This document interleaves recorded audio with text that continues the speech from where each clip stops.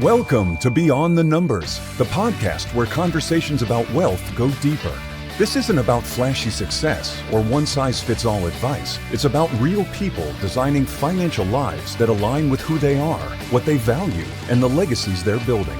We bring together voices from business, finance, law, and leadership to talk about the moments that shape them and the strategies that sustain them. Here is your host, Chris Everett.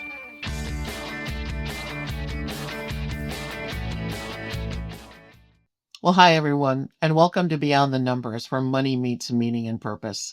So what if I told you one of the country's leading sales performance experts has a philosophy most salespeople would find shocking? He believes sales should be human, vulnerable, and authentic, not aggressive or pushy or manipulative. Today's guest is the founder and chief sales officer of Sales Performance Team, LLC. He's been a salesperson, a sales leader, successful entrepreneur, and multi-year President Club winner. He's shared stages with legends like Dan Kennedy, Russell Brunson, Frank Kern, Joe Polish, and Barbara Corcoran. He's the author or co-author of multiple books on sales and marketing, including Moving the Sales Needle in Your Business and The Ultimate Guide to Managing Your Sales Team. He's increased sales by 225% in real estate, drove 118% year-over-year growth in online education, and improved SaaS win rates from under 10 to 35%. He co-created GKIC, Magnetic Marketing Sales Mastery, with Dan Kennedy, and served as adjunct professor of marketing at North Park College in Chicago. But after working with thousands of entrepreneurs, he kept hearing the same refrain. I understand marketing, but why? I can't hire good salespeople. My team isn't performing. So he founded Sales Performance Team to solve exactly that, helping business owners build high-impact sales teams through his 5 Ps framework. And here's what makes him different. He advocates for empathetic, inclusive selling, talks openly about the mental health impact of toxic sales cultures, and believes vulnerability in leadership is powerful, not weakness. So today, we're talking sales leadership, building systems at scale, humanizing sales, and what it means to grow a business while staying true to your values. So please join me in welcoming Nick Loise. Nick, welcome to Beyond the Numbers. Hey, Chris, thank you for so much. If you're watching this on YouTube or a different station, you see I have a red sweater on, but I'm blushing because that introduction, made me smile and blush. And, I'm from the Midwest, so we're kind of an aw shucks people and humble, but thank you for that wonderful introduction. Thank you for having me on the show. Your team is phenomenal.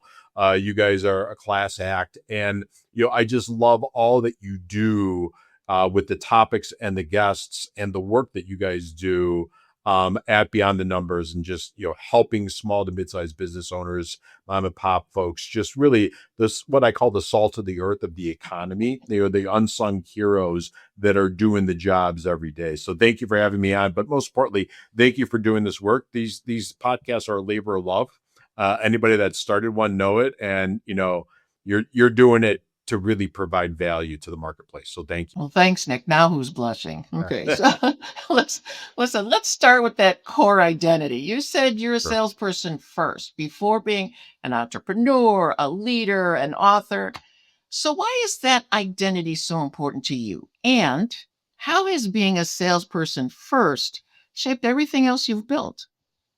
So, great question. Right out of the bat, you come out swinging. You're like a heavyweight champion, just coming right to the middle of the ring, hitting hard. If you think about it, and I spend a lot of time thinking about this, we all kind of walk around with a couple of identities, right? So one is our identity that we project to the world, right? Mhm. And sometimes that's solace in what we do and who we are. So I'm a physician, I'm a father, I'm a mother. It's all that. And that's part of our identities. And that's really important. But then there's the core identity, right? So Or kind it's of what we do more than it's what anything, we right? do, Yeah. right. But then there's the core identity, the inner person of who we are. And a lot of times, sometimes what we're doing isn't matching who we are, right? Mm-hmm. And so therefore we have a level of disconnect. We have stress, right? We Agreed. just, because we're not doing what we truly are called to do. And I'm a believer in call, right? We talked a Mm-hmm. little bit about our faiths and all that in our pregame in our green room, but all that, I'm a true believer of that. And I think that many times we put people into sales roles that their core personality, their id, if you will, their core person is not one of a salesperson. Mm-hmm. One is they don't like rejection, right? None of us like rejection, right? But it's part of the role. Two is the stimulus and response isn't there in sales as it is in some other roles, right? So you have to be okay with delayed response from a stimulus that you're doing, right? You True. take you take a lot of no's when you're on the phone, take a lot of no's of sending emails. A lot of deals fall short or fall, right? And so when you think about the salesperson, and I think this is a lot of times we do a lot of core disservice to that, we really don't get into who they are and what they're made of, and therefore we put them in a role that they're not going to be successful in, or you as a business owner. We do a lot of work with small business owners, and did a lot of work with coaching companies and sold for them for small business owners. And a lot of times you hear them say, they're like, well, I don't want to make a cold call. And I'm like, well, how are you going to get your first couple customers, right? So if you're not going to do that, you need to have a really good marketing engine that's going to cost a lot of money, Yeah. right? Or you need to go out and hire somebody. So therefore, you're going to give away first dollar, dollar one, dollar two, and dollar three to your salesperson. So you got to think that through. And it's almost like inside of you, you have to say, look, some will, some won't. So what? Move on to the next Yeah, one. move Yeah. on. Yeah, I mean, I think you're spot on with that, and I think that's and that's a mantra that's been around for a while, and it's easy to say, but it's tough to realize Mhm. and actualize. And so I think that's very, very important, right? I think that's key. And if I think about um what we do, and we do a lot of interviewing of salespeople and a lot of testing of salespeople. And if you don't get to that core, you're going to put somebody in the wrong role, and they're not going to be happy. The business owner's not going to be happy, and it's just going to be a mess. So, I think about it. You want to make winners, or at least you want to identify the people that can win in that position, right? Correct. But Correct. those people often have the most complex and underserved financial lives, at least from my perspective. You are Variable correct. income, large commission swings, equity from multiple employers, and often no formal plan. So, as someone who leads a community of salespeople, what do you see when you look at how top performers manage or maybe mismanage their own financial side of their success? Yeah, I think if you think about what you said is spot on. If you do any reading like of Thomas Stanley, right, The Millionaire Next Door, he wrote a lot about that of many times because their core isn't right, they use outside stimuli to project, right? So maybe they Mm. overspend, and that could be an automobile or a watch, right? Mhm. Or they are all they're the eternal optimist, right? The deal's always going to come. I'm going to get that next Mhm. one. And so then you had that peaks and valleys on the commissions because of that, right? Or they're in an industry, and that industry turns on them, and they've got a lifestyle that's built to be bringing home, let's say, 150, 250, Mhm. $300,000 a year. And now deals are longer to come to fruition. Yeah. It's more difficult. So now their variable comp is cut in half. And so now they're at 150. So they just took a half, 50% haircut on what they're bringing in, but their lifestyle is at that area. And they don't have, sometimes they have equity, sometimes they don't, right? Mhm. So their borrowing power might not be there to get them through. So I think you're spot on with that. And we don't do enough talking about that. And the other thing that I'm passionate about, which is kind of the mental health aspect of Yeah. things, because I think the two might go hand in hand. Absolutely. Absolutely. They're entwined. Yeah. Absolutely. Yeah. And we just, you kind of have to piece that all together from a humanistic standpoint, right? And you have to say, Yeah. okay, you know, we don't get into those conversations unless we have to get into the conversations, because maybe some of their behavior choices or things are putting too much pressure on them, and then therefore they're doing the wrong thing when it comes to being a good Yeah. corporate citizen or good organizational salesperson. And so you're going to have to interject yourself and saying, hey, we're over promising to get deals. What's this pressure point? Why is that happening? Yeah, exactly, exactly. Because it leaks, right? If that's going on, it's leaking. Yep, Yeah, yep, yep. and so I tell us, I think especially the younger folks that I work with, maybe they're in their 40s, because 40s are hard for a lot of people. 40s are tough. 30, right?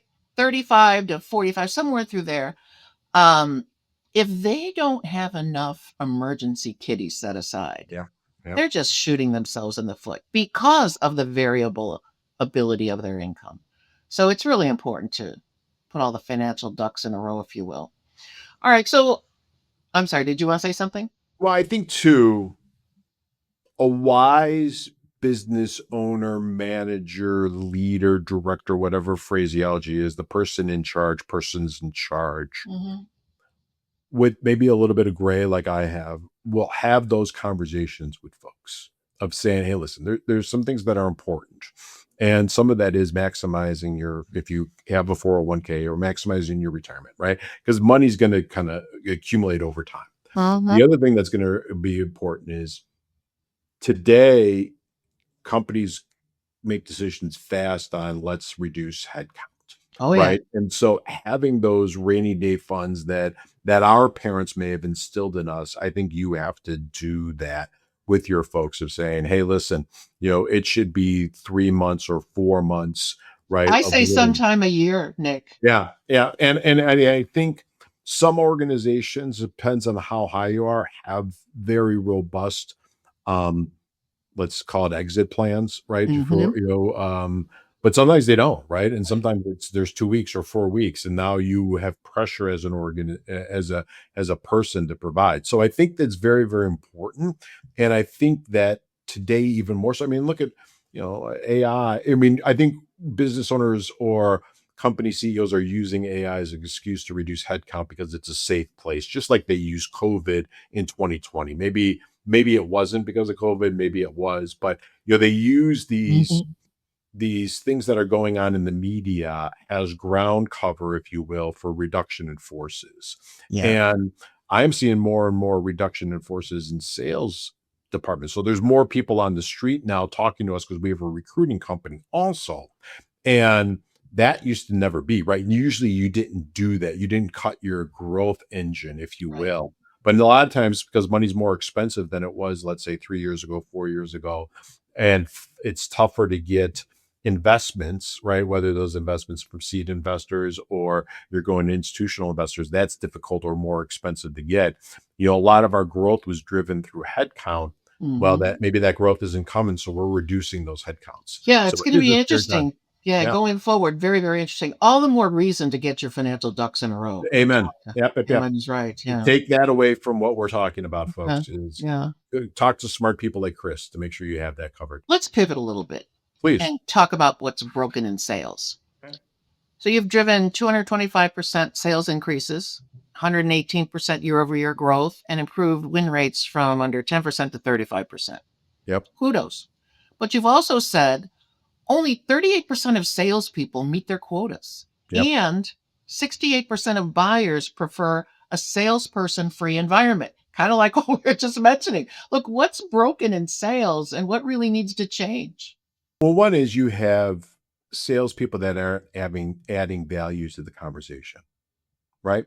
And so an example would be you would never sit down with a couple or even an individual and just start pitching products Oh, God, until no. you knew Yeah. where they're at, right? So doing a good discovery, where they want to go, right? What major life issues may they have and forecast for, Hmm. right?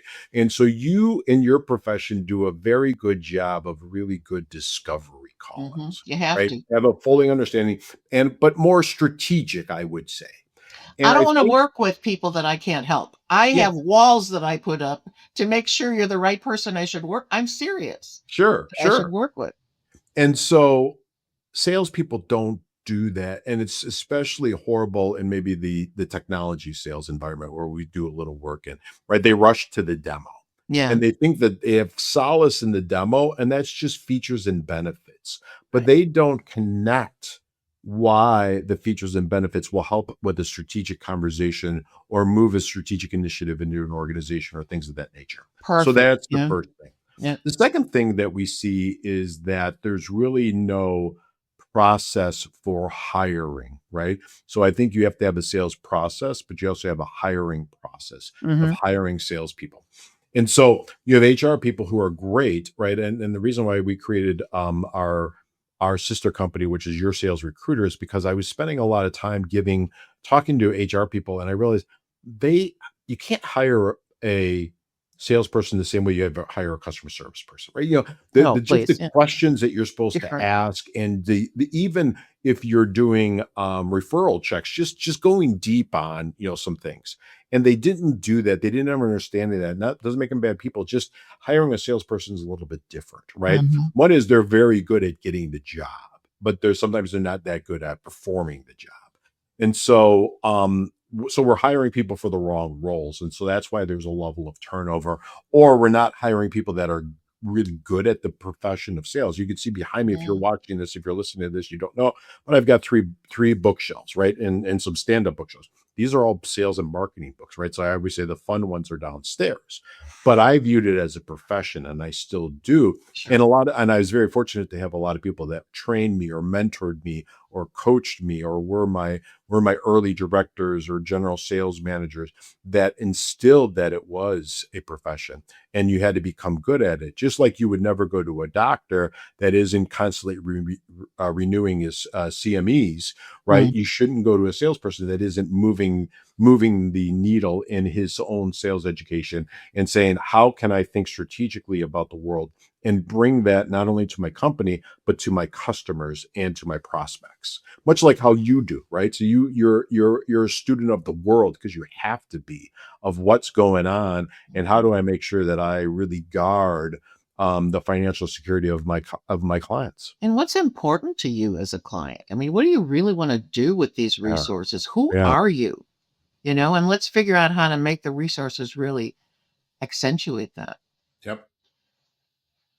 So you have this 5P framework. You founded Sales Performance Team after hearing these frustrations and the countless stories from business owners. They're saying, look, I understand marketing. I need to hire good salespeople. You came up with the 5P framework. So walk us through what that is. What are the 5Ps? How do they work together to really build high impact sales teams? So, well, thank you for that. So, the first one we've talked ad nauseum about, which is hiring the right people. So, getting the right people on the bus, right? If you think about Jim Collins, he says, get the right people on the bus. We're in Hmm. the throes of NCAA tournaments. I don't know when this is going to be aired, but, getting the right players on the team for the right positions. And Hmm. that's getting the right people. And that's spending a lot of time. That's really thinking about who I want. That's Hmm. doing a lot of testing, if you will, psychographic and testing on them, and deep, understanding of their drivers and their motivators and their behaviors, and will they be successful here? That's the first thing. Second thing that we look at is there a process, right? It's not ad will, it's not ad hoc, it's a process. Just like how you have a process, just like how a physician has a process, just like Hmm. how a lawyer has a process of preparing for a case. There has to be a process, and that's a sales process. Now, it doesn't mean that it's set in stone, it doesn't mean that it can't be adjusted, it doesn't mean that you test new things. Of course, you do all that as a good sales leader or as a business owner, but you have to have a sales process. And that leads to the playbook, right? So this is the sales process. Now we've codified it into a sales playbook. And that's, here's our ICP, ideal customer profile, avatar, target audience, whatever you want to call it. Hmm. Here are their motivators. Here's conversation starters and talking points. Here's what good discovery questions look like. Here's what good emails look like. Here's what good LinkedIn outreach emails and voicemail and all Hmm. that, right? So here are the scripts, if you will, much like a movie script. So here's our playbook that we're going to move people through. Then the one that really gets people is saying, here's the production that I expect from you, Mm. right? So here's what winning looks like. Here is what the scoreboard that we're going to look like. And we codify that, right? So when we're bringing a new salesperson on for an organization, it's within 30 days, this is what we expect. Within 60 days, within 90 days. So here's your production, if you will. So that way we can't sit down and say, I didn't know that that was my responsibility, because Mhm. it is all about production, right? And then this is all driven through pipeline, right? So pipeline is the lifeline. Jeb Blunt says that. I want to give credit where credit is due, Mhm. right? And that's really a true measure. And when we talk to sales teams that are floundering and sales organizations that aren't growing, we look at their first thing we look at is their pipeline. And there's not enough there. And then Mhm. so then deals sit in the pipe that are fictitious because they just aren't going to move forward, but we have to keep solace there. And what we're doing is we're not doing the hard work of the prospecting, right? So as you and I first started our businesses, we were out there prospecting and Mhm. having conversations and looking for centers of influence, and then starting to build some conversations with people. Those conversations lead to discovery calls. Those discovery calls leads to potential prospects, and pipeline Mhm. creation should be X amount of dollars to cover. And so that's the business, right? And then just the theme through it is the production, right? So how do we keep on the production line going? It's like a factory. How do we keep on moving, keep on moving, keep on moving? So those are the 5 Ps ad nauseum. I like it. What do you tell business owners about the relationship between building sales systems and being able to plan their financial future, or do you? I do. And we're maniacal about that. And so, Okay. and the reason why is that if it's just the business owner that is driving the sales, or Mhm. the highest percentage of revenue comes from relationships that the business owner has and maintains, the value of the business when they go to sell is going to be substantially lower than what they think it is. Yeah. Because one is, I have a risk as the new owner that those relationships go out the door as soon as you When the walk, owner leaves, right? right? All right. Second is that I'm not buying a business to be a salesperson. Usually I'm buying a business to be the CEO, the founder, the running of the business. And so if you don't have a system and a process and a sales team that is your revenue engine, if you will, or if you could figure it out through marketing, then you do it through marketing, right? So, we're on the sales side, but we're really about driving revenue. So however you could figure out that engine, it needs to be an engine or a factory, and it needs to be a process, and it needs to be codified, just like what we talked about, right? So if when this comes, this comes, this comes, this comes, Mhm. this comes. And that has to happen for the business owner. And it can't just be, okay, I'll create a consultant and the consultant builds it for me. And then when I go to sell the business 2 days later, they want to see that it's been proven, it's been Right. tested, there's a run rate with Run rate, yeah. yeah. And so as the business owner, you need to be thinking about that. And one is, you've taken the risk for so long, right? The risk of building this business, the risk Mhm. of the downturns, the risk of maybe vacations that you couldn't go on because the cash flow of the business wasn't there, the missed hockey games and baseball games, whatever it is. We want you to maximize this asset, right? So, how do you maximize this asset so you, as the business owner, reap the rewards, and you and your spouse and partners have phenomenal retirements? Yeah. And you are specifically working with small and medium-sized businesses, yes? It's all I work with. If I hear that there's an executive team or there's a bureaucracy, we run away, right? Yeah. Unless it's a really dear referral source that asks us to look under the hood, we'll Mhm. do that. But what I find is that the one is, I like working with small to mid-sized businesses. I worked in large organizations for a lot of my early career. It was great. They were phenomenal. They were great training grounds. Wonderful people, but it just moves too slow. And right. And I can't impact change. And I like to impact change. So you're a passionate advocate also for humanizing sales, Yeah. empathetic, inclusive selling, and the power of vulnerable, authentic communication. Yep. Not typically what we associate with a sales culture, right? So where'd that come from? Well, I think, quite frankly, it used to be sales cultures, right? If you think about the IBM salesmen of yesterday, not saying that they're not like this today, they were truly professional, right? They carried themselves in such a less, thing like that. And the bro culture has bred into so much, right? And I think I always worry about how many really good salespeople did we run off, whether it was a female salesperson that was phenomenal, but she just didn't feel comfortable in that environment, or maybe somebody that just didn't feel comfortable in these environments. And so I think it's critical to understand, who are you selling to? Who are you hiring as salespeople? And what's that culture, right? Because they all say culture beats strategy every day of the week, right? So you have Mm. to have a really, really good culture. And sale, we talked about it in the beginning.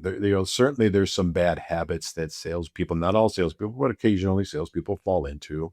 And sometimes that kind of feeds into how they interact with people internally or even worse, externally.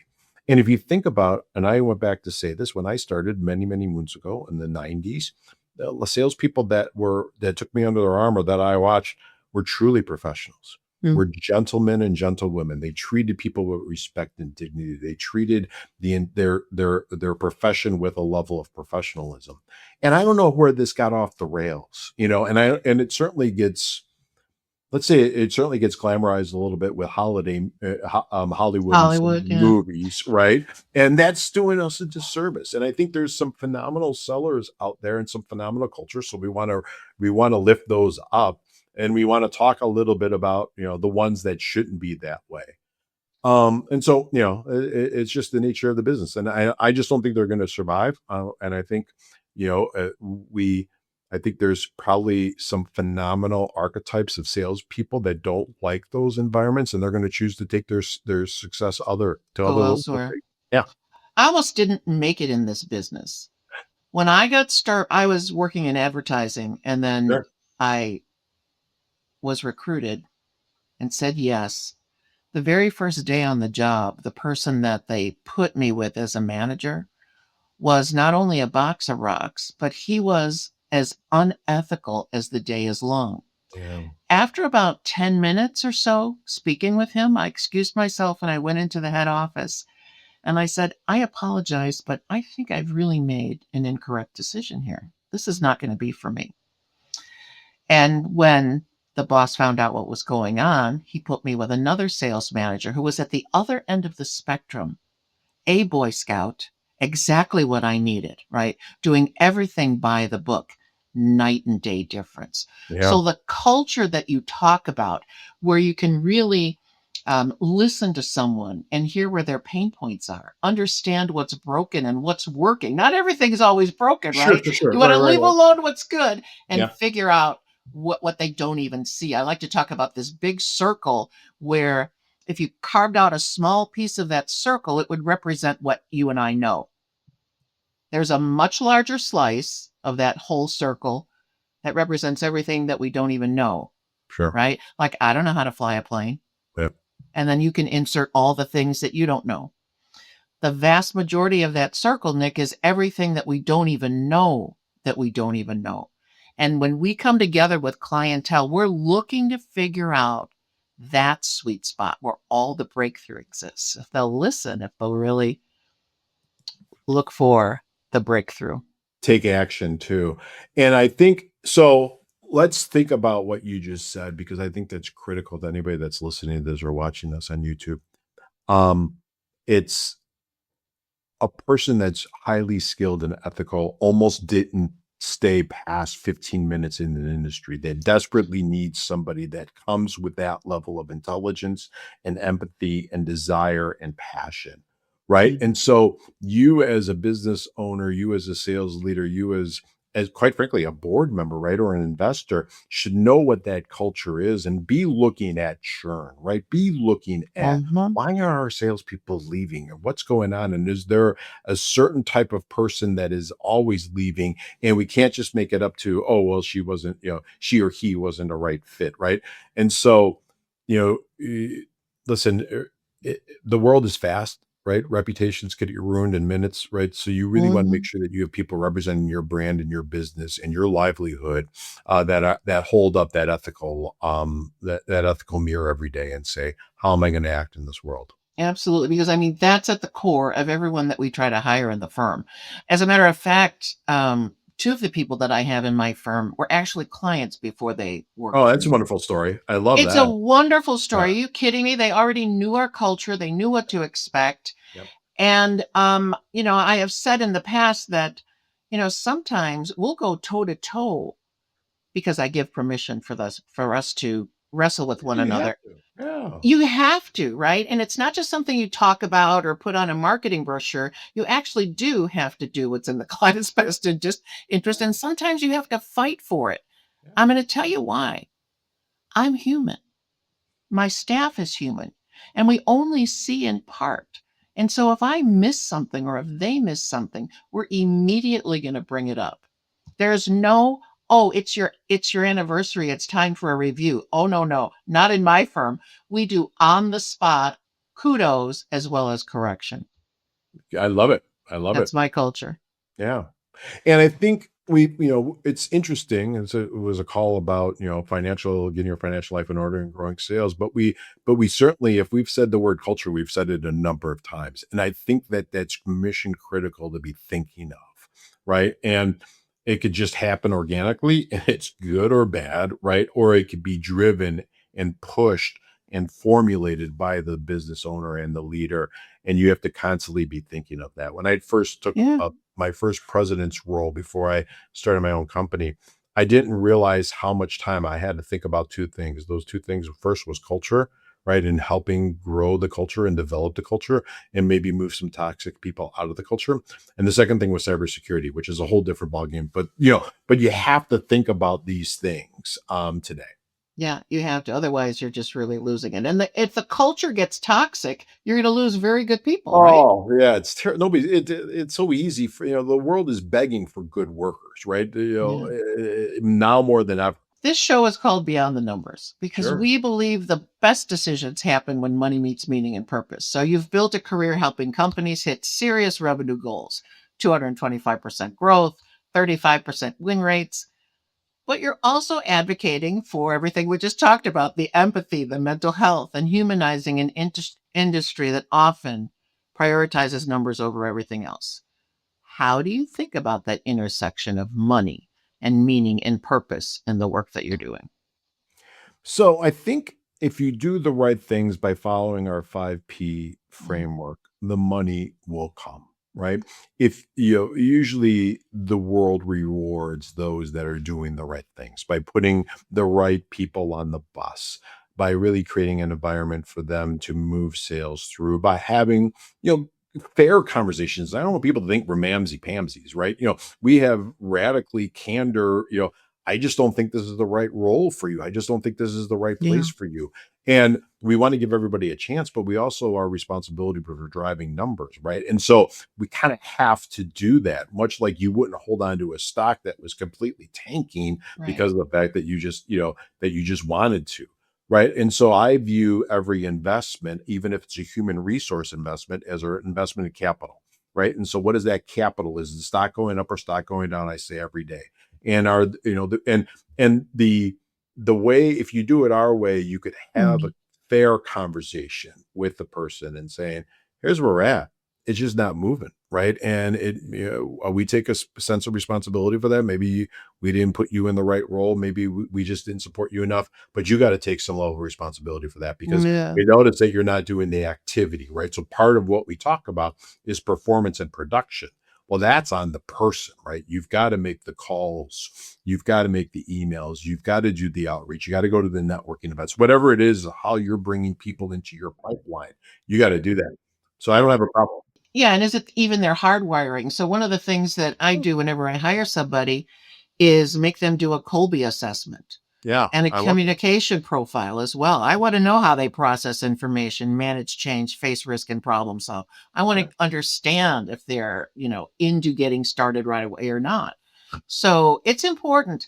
And I think too, in a culture where you have diversity, different personality styles, different ways of operating, it really makes a difference. It makes you stronger, I think, more than I anything. agree. I think diverse. I mean, we're a diverse nation. We're a Yeah. diverse country, and I think the more diversity we have, and realize it, and you as a seller are going to be selling to diverse buyers, so you should Mhm. understand it and have an appreciation for it Sure. too.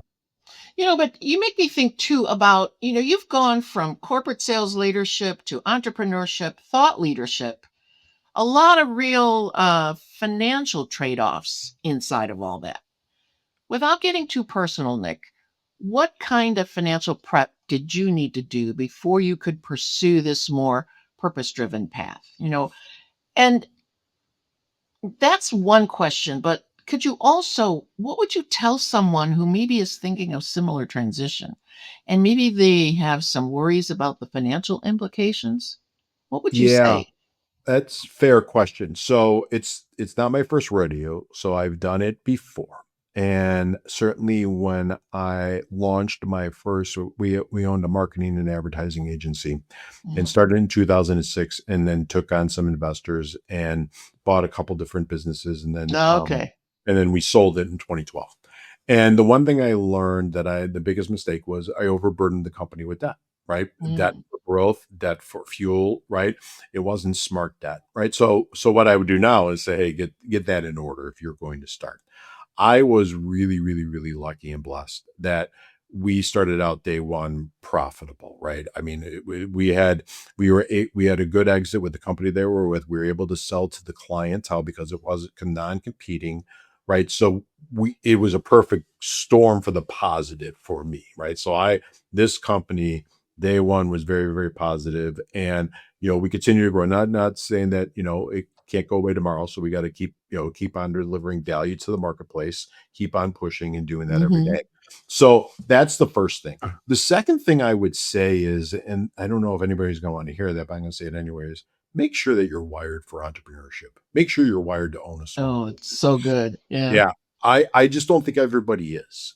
And I think we get into that. Sometimes we're thrusted into that and it's not the right place for I us. like to say I'm unemployable. That's Right, how right, much of right. an entrepreneur I am. Yeah. Right. But it's not sunshine and roses. And I Hmm. know that Instagram and Facebook and LinkedIn and TikTok make it that, but it's not. And you don't see the grind. You don't see the trade-offs because that's not sexy art, Right. right? And so I think you got to really, really, really think about that. And I love the fact that you have people do cold B. And I think you as a business owner need to really, really, really see what am I good at? Hmm. And how do I hire or bring in those skills? When I had my marketing agency, the best thing I did was I brought in a partner that was really, really good in the back office, really, really good on the financial end of things, really good on the Hmm. systems and the operation things. I was good at bringing in, but it was kind of chaos, right? Because I was out there Hmm. selling, selling, selling. And so the Hmm. books were a mess, the collections were a mess, all of that was messy till we brought somebody in to really kind of systematize it and Yeah. think that through because that's their thought process, that's their skill set, that's their love language, where mine is a little bit different. And so you got to think through all those things. And, entrepreneurship is not for the faint of heart. I never want to talk anybody out of it, but I would say spend good times with, a lot of times with somebody like Chris in your life. If she's not in it, then talk to her to make sure that you're ready for that because it can be a long time to monetization, right? It's a long Exactly. time. Sometimes for some, it's a long time to monetization. And so, Hmm. can you withhold that and withstand that? So you're a President's Club winner. You've authored multiple books. You've helped thousands of businesses improve their sales performance. But you also built a career around authenticity, vulnerability, and meaning, just like we've been talking. How do you personally measure success at this stage in your career? What really matters to you the most? It's now more important than ever, and I didn't do enough thinking about that when I was in my 40s and my 50s, and certainly started my last company. But I'm a husband first, right? A father second, right? And so those are the most important things in the measures that I do. I think you also, as a leader, you have to get value out of building people, right? So not Yes. only building the home team, but building others. And those are the ways that we measure success. Certainly the bank account counts, right? Certainly the accolades are fun. Certainly putting products and services and information out in the world and have it received positively is important. I do, you know, I used to teach, as you read in my intro, and I did that at the college level. I was going to do it a little bit more, but then the world of universities changed a little bit. So I view these type of things as my way of teaching, and sharing knowledge, and actually learning from my hosts, learning from listeners, learning from others. So I think the ease of information is faster today than it ever is, but that Hmm. means that the ease of really good information is you got to sift through it. And so I want to be the voice of really good information when it comes to sales and sales leadership. But you know what? In my hearing of you, it sounds like you never want to atrophy. You're constantly taking in new information, Some right? days too much, right? But yes, I think you want to, and you want to distill that and bring that back. I think And I've written a lot of business books and business thought pieces, and created some training programs. I think I have a couple fiction books in me that I want to write, right? And maybe that's by beautiful. Walter Mitty, in retirement, or when I Hmm. slow down a little bit. But right now we're having a lot of fun doing this. We're traveling a lot to see a lot of clients, and then putting Cool. some fun trips in there. So life is good right now. Good. Well, you built what many people aspire to, right? Yep. Multiple income streams from very different sources, Yep, yep, yep. consulting revs, book royalties, speaking fees, academic work.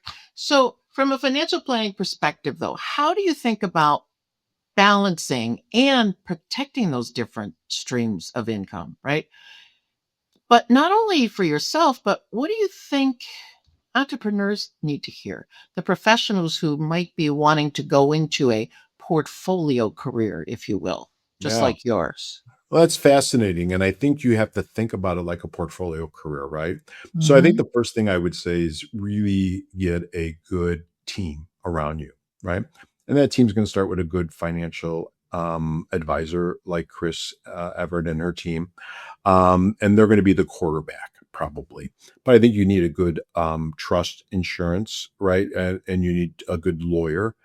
So you have to think about the insurance aspect of things, the financial drivers of things, the lawyer or the trusts that you're going to create to protect Hmm. things. Um, Tax professionals, Tax the whole nine professionals, yards. right? And Yeah. I don't do enough, so we've got a really good team, Team Loise, with our professional advisors, and we sometimes it's, oh geez, kind of creating those trusts that that was a check I didn't think I was going to have to write, but you have to do these things, Hmm. right? And we want to do some things from a maybe create a foundation a little bit later in life, and Wonderful. and kind of move things through. But I think you have to have a team around you, and I think where entrepreneurs sometimes the ego says, well, I built up this business so I could figure everything out. And I'm like, yeah, no.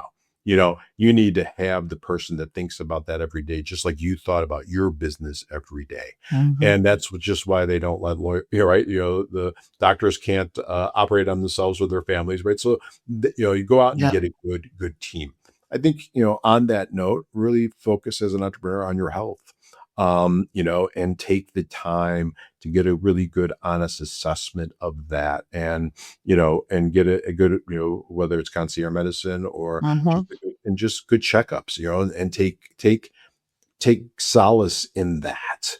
And if you think that you need to talk to somebody outside and get some help with therapy, I think that I think we could talk about it a lot more. Hmm. And if even they just a lot more artists are talking about that, and so True. don't there's no stigma attached to it, like it Mm-mm. may have been in the 70s and the 80s, and Hmm. before. So think about your entire team and think about yourself, and um there are a lot of really good folks out there. I would beat down the door to Chris and her firm, and if it doesn't, if not, there is, if there's something that they could do, they're going to tell you. And my guess is if there isn't something they could do, they're going to tell you that too. I appreciate that, Nick. Thank you for saying that. You've worn so many hats and you have so much wisdom. For the business owners and the sales leaders who are listening, and they're really trying to build high impact teams, right? While staying true to their values. If you could give them just one piece of advice that cuts through all the noise. Well, I think it's that. I think Yeah. it's The know team. the team, but I think it's actually different. I think it's know the difference between signal and noise. And Mm, I think there's a lot of noise in the marketplace. There's a lot of noise of information out there. It's easy to get things out in the marketplace. You need a camera and a light, right? And now all of a sudden you're an expert. And so I think you need to go deeper And when you're looking at your team, or you're looking at hiring people, or you're looking at different things, say, has this person done this? Will they do it for me? Have they been successful? Mm. And I also think, just like a good a good entrepreneur will have a good board, even if it's a kitchen cabinet board. I think you need that board to not only for your business, but for your personal finances and drivers. That has helped my business so much to have a board that I could rely on. Yeah. Very good advice. That's good. Nick, this has been a fascinating conversation. I've really enjoyed talking with you today. Thanks for sharing your wisdom, your passion, your commitment to humanizing sales, right? And look, for listeners, if you want to work with sales performance team, read their books, connect with them, Nick, where should they go? Well, they could go to our website, which is sales easy enough, salesperformanceteam.com. I'm on LinkedIn, probably more than any other of the socials. So they can Mm. hit me up on LinkedIn. It's Nicholas Luisi or Nick Luisi. I think it's Nicholas, then Nick Luisi. You could email us, Nick at Sales Performance Team. Let us know that you heard us on this show, right? I got an email two weeks ago from a show we were on. I love hearing that, right? We're going to also give kudos to the folks that host these podcasts, because that's important too. And then if you just want some information, listen, we're an info first company. I love giving it. We've got a lot of different stuff. So hit me up with an email and we'll send you a lot of different pieces that we've created for being on these shows. And we'll even send you a copy of our book for free. Thank you so much for your generosity, Nick. And to our listeners, thank you for joining us today on Beyond the Numbers. If you've enjoyed this conversation, please subscribe, leave a review, and share it with somebody who could use it. And whether you're running a sales team, managing variable income as an entrepreneur, or navigating the financial complexity that comes with growing a business, having the right financial plan in place makes a big difference too.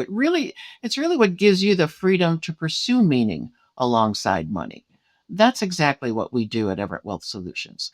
So if you'd like to explore what that might look like for you, I'd certainly like to connect. And until next time, the best decisions happen where money meets meaning and purpose. Have a blessed day. Beyond the Numbers podcast requires more than a conversation. It takes action, research, and collective wisdom. If today's episode resonated with you, we'd love to hear your insights. Join the conversation and help us shape the future together. We'll be back with more stories, strategies, and real-world solutions that are making a difference for everyone. In the meantime, be sure to subscribe, rate, write a review, and share it with someone you think would benefit from it too. Thanks for listening, and we'll see you on the next episode.